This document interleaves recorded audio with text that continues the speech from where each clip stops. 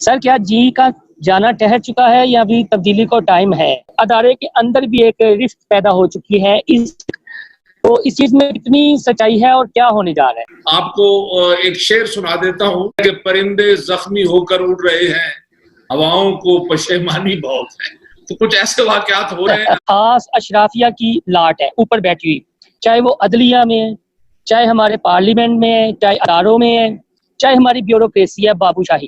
Sir budget دیکھ لیں، ملک کی معاشی حالات دیکھ لیں، ان کی تنخواہیں اسی طرح مل رہی ہیں لاکھوں میں، ان کے ٹی اے ڈی اے اسی طرح لگے ہوئے ہیں اور عوام وہی کی وہی ہے. سر یہ سسٹم کب تک چلے گا؟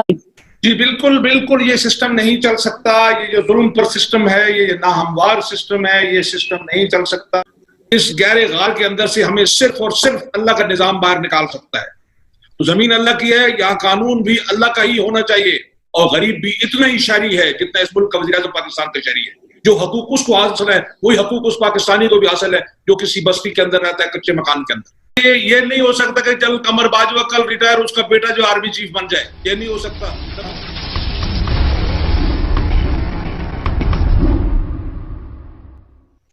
بسم اللہ الرحمن الرحیم. السلام علیکم. انسائیڈ اسٹوری کے ساتھ میں محسن بلال. تو آج کے شریک گفتگو ہیں بریگیڈیئر ریٹائرڈ اختر نواز جنجوعہ صاحب. پاکستان کی موجودہ سیاسی صورتحال کچھ اس طرح کی بنی ہوئی ہے کہ ایسا لگ رہا ہے کہ امپائر بھی تبدیلی سے خوش ہو چکے ہیں اور بس حالات بدلنے والے ہیں، کوئی سیاسی ایونچر ہونے جا رہا ہے. تو بریگیڈیئر صاحب کافی باخبر بھی ہیں.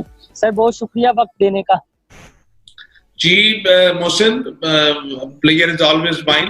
جب بھی آپ سے بات ہوتی ہے آپ ماشاءاللہ اچھے ٹاپک لے کر آتے ہیں، اچھی بات چیت ہوتی ہے. سر کیا جی کا جانا ٹھہر چکا ہے یا بھی تبدیلی کو ٹائم ہے؟ اور دوسری سر ایک بات آپ سے پوچھنا چاہ رہا ہوں جو ہمارے ادھر سوشل میڈیا پر کافی زیادہ ڈسکس ہو رہی ہے کہ ادارے کے اندر بھی ایک رفت پیدا ہو چکی ہے، اس چیز میں کتنی سچائی ہے اور کیا ہونے جا رہا ہے؟ جی میرے خیال میں جو آپ کا سوال کا دوسرا حصہ ہے اسے میں پہلے ٹیکل کر لیتا ہوں. ایک بات آپ نوٹ کر لیجئے کہ پاکستان آرمڈ فورسز، میں صرف آرمی کی بات نہیں کر رہا، میں اس میں جتنے بھی مسلح افواج کے ادارے ہیں یہ بڑے ہی ٹرینڈ اور تنظیم والے لوگ ہیں، یہ تو ملیشیا نہیں ہے. اس لیے انٹرنل رفٹ کبھی نہیں ہوتی، اور اگر کوئی ہوتی ہے تو وہ پوائنٹ ڈسکس جب ہو جاتا ہے تو وہ ختم ہو جاتی ہے.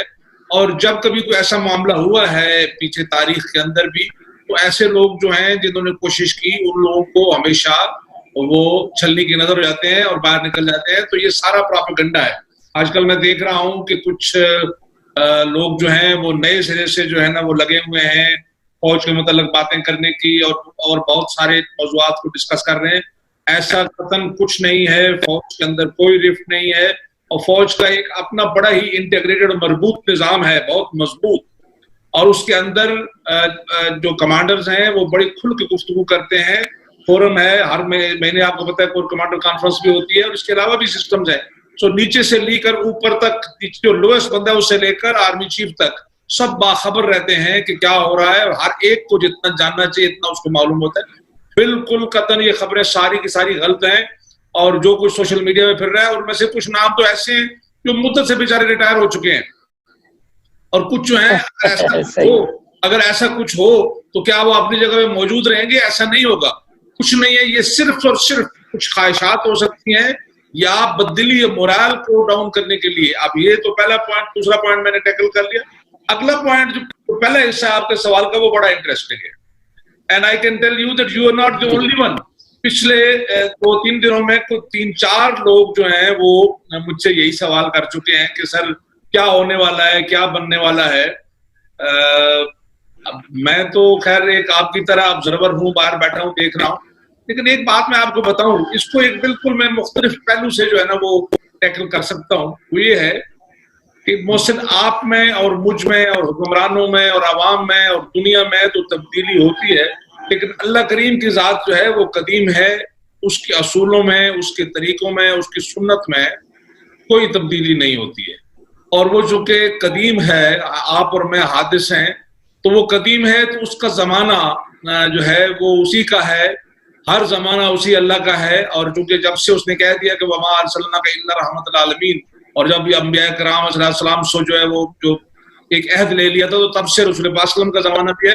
تو کسی نے بڑے خوبصورت وہ شعر کے نعت کا شعر بھی ہے کہ ہر زمانہ میرے حضور کا ہے. تو اللہ نے زمانے کی قسم کھا کر کہا ہے والعصر ان الانسان لفی خسر، انسان یقیناً خسارے میں ہے، بجز ان کے جو ایمان لائے، اعمال صالح کیے، اور جب کوئی مصیبت پڑی تو اس پر صبر کیا. اور پھر کسی اور جگہ یہ بھی کہا کہ جب ان پہ مصیبت پڑتی ہے تو وہ وَاسْتَعِینُوا بِالصَّبْرِ وَالصَّلَاةِ، مدد مانگتے ہیں اللہ سے صبر کے ساتھ، اور ان اللہ مع الصابرین، اللہ صبر کرنے والوں کے ساتھ ہے. تو میرے خیال میں لوگوں کو صبر کا مظاہرہ کرنا چاہیے. اور ویسے آپ کو ایک شعر سنا دیتا ہوں کہ جو جس وجہ سے لوگ کہہ رہے ہیں، اگر مجھے شعر صحیح یاد ہے تو وہ بڑا ہی خوبصورت شعر ہے کہ پرندے زخمی ہو کر اڑ رہے ہیں، ہواؤں کو پشیمانی بہت ہے. تو کچھ ایسے واقعات ہو رہے ہیں حکومتی پارٹی کے اندر بھی کہ کچھ لوگ زخمی ہو رہے ہیں، اور باہر بھی نیچرلی بہت زیادہ ایک جو ہے نا وہ لگا ہوا ہے. تو کچھ خواہشات ہو سکتی ہیں، کچھ معاملات ہو سکتے ہیں، کچھ لوگوں کے معمولات اور معاملات ٹھیک نہیں ہیں، لیکن آئی ڈونٹ سی کہ جی کچھ ایسی صورتحال ہے اس وقت ملک کے اندر ہے نیشنلی یا انٹرنیشنلی کہ کچھ ایسی اپہیول ہو جائے. انتظار کیجئے، میں بھی کر رہا ہوں، آپ بھی کیجئے. اور ویسے تو یہ ہے کہ ہمیں ابھی تھک جانا چاہیے. آج صبح جس شخص نے سوال کیا اسے میں نے جواب دیا کہ یہ جو درخت ہم زہریلا لگاتے رہتے ہیں، اور یہ پھر وہ درخت جس کو غالباً ہیملاک کہتے ہیں، جس کو سقراط نے کھایا تھا اور وہ مر گیا تھا، ہمیں ایسے درخت اگانے سے اب باز آ جانا چاہیے. ہمیں اس ملک کی بہتری کا سوچنا چاہیے. جہاں کہیں پر بھی ہیں، جو ووٹ لینے والا ہے، جو ووٹ دینے والا ہے، اور جن کے لیے یہ ہے کہ جی وہ لوگوں کو لاتے ہیں، ان کے لیے بھی اب سوچنے کا مقام ہے کہ بہت زیادہ لمبا عرصہ گزر گیا ہے. اب ہمیں اس قوم پر، اس ملک اور ملت پر رحم کرنا چاہیے اور اچھائی کی طرف بڑھنا چاہیے. یہ جو نفرتیں ہیں، یہ جو حقارتیں ہیں، اور یہ جو لوٹنے والی چیز ہے، یہ ختم ہونی چاہیے، اب ختم ہونی چاہیے. سر ایک سوال جو پرسنلی میں فیل کرتا ہوں، کیونکہ کھل کے آپ سے بات کرتا بھی ہوں تو سوال بھی پوچھ لیتا ہوں. سر جو ہماری خاص اشرافیہ کی لاٹ ہے اوپر بیٹھی ہوئی، چاہے وہ عدلیہ میں ہے، چاہے ہمارے پارلیمنٹ میں ہے، چاہے اداروں میں ہے، چاہے ہماری بیوروکریسی ہے بابو شاہی، سر بجٹ دیکھ لیں، ملک کی معاشی حالات دیکھ لیں، ان کی تنخواہیں اسی طرح مل رہی ہیں لاکھوں میں، ان کے ٹی اے ڈی اے اسی طرح لگے ہوئے ہیں، جبکہ سب کا کام ہے عوام کو گڈ گورننس مہیا کرنا، عوام کو ان کے حقوق دینا، عوام کے دکھوں کی دادرسی کرنا، اور انصاف اور میرٹ کو یقینی بنانا. تو سر جب عام بندہ یہ سوچتا ہے کہ یار بھوکے ہم مر رہے ہیں، اور یہ اوپر کی ایک خاص کلاس ہے وہ کھا پی رہی ہے. میں پارلیمنٹ کی اگر بات کروں، بیٹی، بیوی، بھتیجا، بانجا، بانجی، یہ پارلیمنٹ میں افسر شاہی کی یہی صورتحال ہے. کسی کی مسز کسی یونیورسٹی میں پڑھا رہی ہے، کسی کی بہن لگی ہوئی ہے، کسی کی بیٹا لگا ہوا ہے، کوئی جج ہے تو اس کا فلانا لگا ہوا ہے. ان لوگوں کی تنہائیں ہیں اور عوام وہی کی وہی ہے. سر یہ سسٹم کب تک چلے گا؟ ایسا آپ کو نہیں فیل ہوتا کہ یار زیادتی ہو رہی ہے کہیں پہ؟ جی بالکل بالکل، یہ سسٹم نہیں چل سکتا. یہ جو ظلم پر سسٹم ہے، یہ ناہموار سسٹم ہے، یہ سسٹم نہیں چل سکتا. نہ یہ اللہ کا نظام ہے، یا نہ یہ رسول پاک صلی اللہ علیہ وسلم کا دیا ہوا نظام ہے، نہ یہ وہ نظام ہے جو آپ کے سچے پیروکاروں نے چلایا. یہاں کوئی شخص جواب دے نہیں. آج میں سوشل میڈیا پہ ایک چیز پڑھ رہا تھا، لائٹر وین میں کسی نے لکھا وزیر اعظم صاحب کی عمر جو ہے وہ 68 سال ہے، ان کے ایک مشیر کی عمر 85 سال ہے، ایک جو ان کے دوسرے وزیر ہیں 71 سال ہے، جبکہ فیڈرل گورنمنٹ وہ 55 سال کرنا چاہتے ہیں، اور کے پی کے کی جو ملازم ہیں ان کی 63 سال کرنا چاہتے ہیں. تو یعنی ایک جو یونیفارمٹی ہے وہ ضرور ہونی چاہیے. اور دوسرا آپ نے یہ جو کہا یہ بالکل صحیح ہے کہ وہاں جو ہے وہ ٹکٹ بھی ایشو ہو رہے ہیں فیملیز کو بھی. میرے ووٹ پہ سلیکٹ ہونے والا جو ہے وہ مفت پیٹرول بھی لیتا ہے، وہ مفت ایئر ٹکٹ بھی لیتا ہے، وہ مفت جو ہے اس کا میڈیکل بھی ہے، اس کی تنخواہ بھی بڑھتی ہے، جبکہ غریب آدمی کی جو ہے تنخواہ جو ہے وہ کٹ رہی ہے یا بڑھائی نہیں گئی. تو یہ چیزیں بالکل صحیح ہیں. اس نظام کو ٹھیک ہونا چاہیے. یہ نظام ناہموار نظام ہے.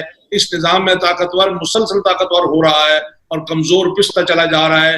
ہمیں پچھلے پروگرام میں ہم نے یہ بات کی تھی، میں دوبارہ دوہرا رہا ہوں کہ اس ایبس کے اندر سے، اس گہرے غار کے اندر سے ہمیں صرف اور صرف اللہ کا نظام باہر نکال سکتا ہے.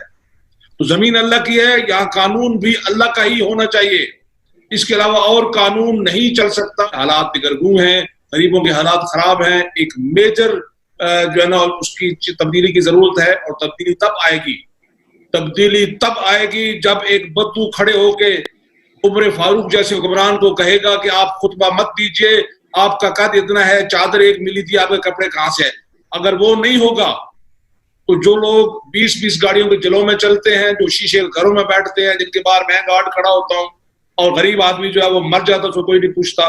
تو I agree with you, بات بہت لمبی ہو گئی, لیکن آپ نے بالکل صحیح پوائنٹ اٹھایا, اور میں آپ کے ساتھ بالکل متفق ہوں کہ تبدیلی آنی چاہیے.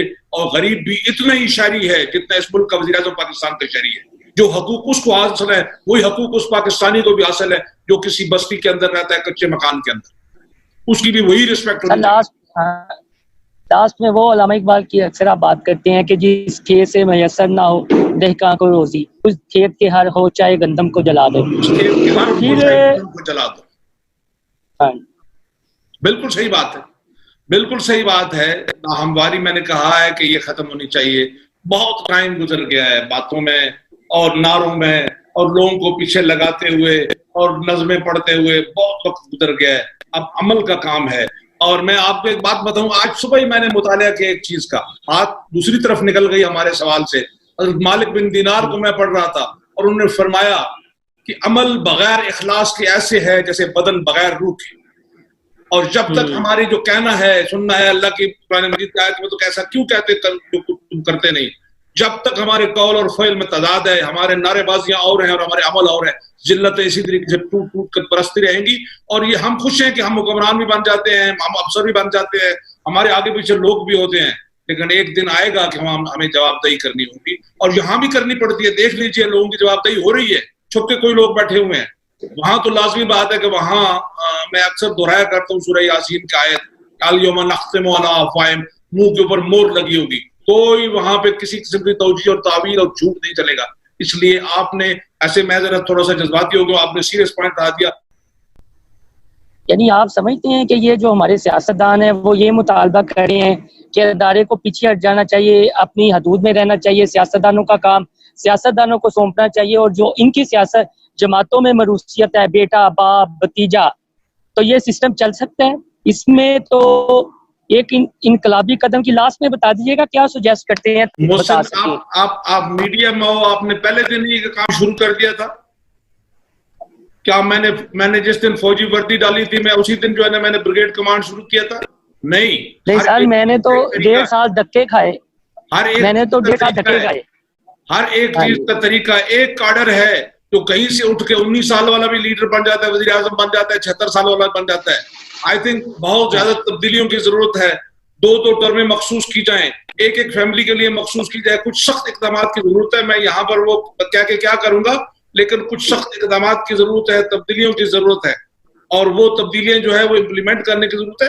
جہاں تک ادارے کا کام ہے تو ایک منظم ادارہ ہے جو دیوار بن کے کھڑا ہے. وہ ہر چیز کے اوپر غلطیاں ہوئی ہوں گی, انڈیویجول سے ضرور غلطیاں ہوئی ہوں گی, انڈیویجولز کو پکڑیے, لیکن ادارے کو متون مت کیجیے. ادارہ ہے تو انشاءاللہ تعالیٰ یہ ملک قائم ہے. یہ بچے جو روزانہ شہادتیں دے رہے ہیں 3 4 4 5 5 10 10 15, ان پہ کیوں اٹیک ہو رہا ہے, سوشل میڈیا پہ ان پہ کیوں اٹیک ہو رہا ہے, سب کو پتا ہے. میں پہلے بھی یہ بات کر چکا ہوں. تو ادارے میں اگر لوگوں سے پہلے غلطیاں ہوئی ہیں تو پکڑیے, جو غلطیاں کر رہے ہیں ان کو پکڑیے, لیکن سارے ادارے کو متون مت کیجیے. یہ ادارہ آپ کا ہے, یہ پاکستان کا ادارہ ہے, اور یہی ادارہ ہے. باقی اداروں کو بھی ایسے ہی ہونا چاہیے, باقی تمام ادارے. لیکن ہر چیز میں ایک پراپر جو ہے اب سٹینڈرڈ بننے چاہیے انٹری کے, وہ پالیٹکس بھی ہوں. میں جارج بش کی جو ہے نا بایوگرافی پڑھ رہا تھا, وہ تو ٹیکسس میں 1945 میں ایک ریگ کا ورکر تھا, مزدوری کرتا تھا. پھر وہ جو رچرڈ ڈکسن کا کیمپین مینیجر ہوا, پھر کیمپین مینیجر ہوا, پھر 8 سال سی اے کا ڈائریکٹر رہا, 8 سال رونلڈ ریگن. یہاں تو بیوروکریسی میں بھی مروثیت ہے, یعنی سیاستدانوں کو تو ہم بیوروکریسی میں مروثیت ہے, ہماری جوڈیشری میں مروثیت ہے. میں اپنے میڈیا کی بات کروں کہ مجھے 1.5 سال لگے انٹرنشپ کرتے ہوئے, پھر آہستہ آہستہ آہستہ آگے. یہ جو مروثیت کا کلچر ہے یہ آپ کہہ رہے ہیں یہ تبدیل ہونا چاہیے, ایک یعنی طریقہ کار ہونا چاہیے. بالکل ہونا چاہیے. یہ نہیں ہو سکتا کہ چل قمر باجوہ کل ریٹائر, اس کا بیٹا جو آرمی چیف بن جائے, یہ نہیں ہو سکتا, نہ کبھی ہوا ہے. ایک چلے سسٹم ہے. تھینک یو سر، ہاں جی بہت شکریہ سر، یہ ٹاپک اس طرح کا تھا تو انشاءاللہ آپ سے نیکسٹ بھی بات ہوگی. دوستو جو لوگ یہ کہتے ہیں کہ ہم کسی ریٹائرڈ آرمی آفیسر سے سوال پوچھتے ادارے سے ریلیٹڈ، تو بریگیڈیئر صاحب اس کی زندہ مثال ہیں. ہمیں تنقید کرتے وقت جو تعمیری پہلو ہے وہ ضرور ذہن میں رکھنا چاہیے کہ جو فرد ہے انفرادی طور پر کسی سے غلطی ہو سکتی ہے، ادارے کا مورد الزام ٹھہرانا کسی طور بھی درست نہیں ہے، اور سیاستدان جو کھچڑی پکائی ہوئی ہے اس پر بھی عوام کو سوچنے کی ضرورت ہے. آپ کو میری یہ ویڈیو پسند آئے تو میرا چینل انسائیڈ اسٹوری سبسکرائب کرنا نہ بھولیے گا. اللہ حافظ. اللہ